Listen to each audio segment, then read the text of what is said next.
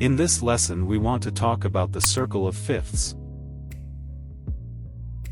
In key signatures, each time a new sharp is added, the new key is 5 steps higher than the last, and as a new flat is added, the new key is 5 steps lower than the last.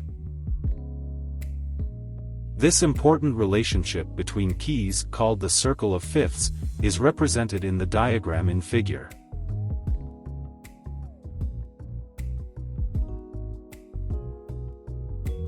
The sharp keys appear around the right side of the circle, each a fifth higher, while the flat keys appear around the left side, each a fifth lower. Keys at the bottom may be spelled with either flats or sharps. These are enharmonic keys, example, G flat major and F sharp major.